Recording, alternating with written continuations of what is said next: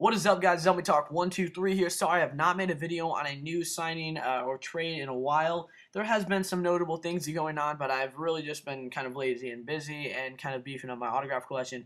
I made some videos there if you want to check them out. That'd be cool. I'm trying to sell off some of my stuff, but really, let's get to the actual baseball news that really matters here, and it is Raul Ibanez has signed with the Yankees. Now, today, Albert Pujols reported to spring training for the Angels. That is just so weird for me to think of. As most players have already reported spring training, they'll begin games pretty soon here, and I can't wait personally to see how the prospects compete with everyday players and where they get assigned for the minor league teams and all. I mean, a lot of stuff is going on, so I'm just very happy for baseball to be somewhat back here. I wish I could go to spring training for any team. It would be great.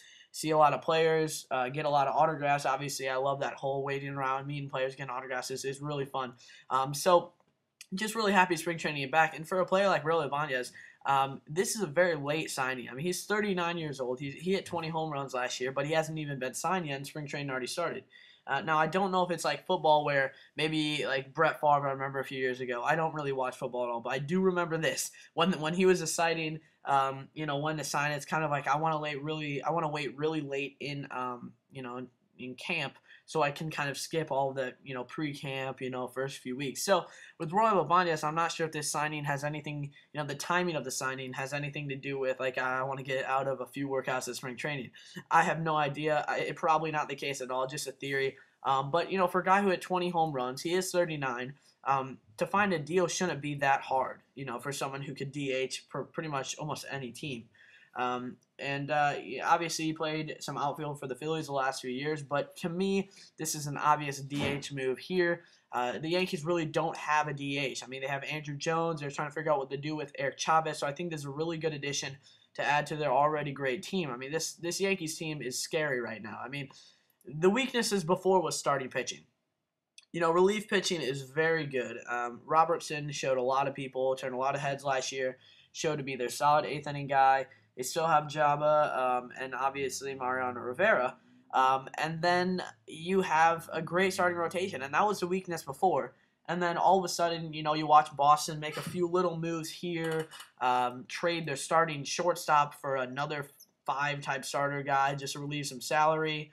But then they do sign Cody Ross, and they don't sign Roy Oswalt. You're seeing your kind of arch rival here not really go for their main weakness. They really just kind of beefed up their relief pitching and moved Daniel Bard to the rotation. And then what do the Yankees do? They trade their best prospect and get Michael Pineda, who's like 24 right now, maybe 23 actually. Young left-handed pitcher who's absolutely dominant and will be great for the next few years. He's cost-controlled. That is an amazing move, and I have to commend the Yankees on that, figuring out a way to get Michael Pineda. That's a great move. And then they also signed Hiroki Kuroda, a really solid number 3 starter.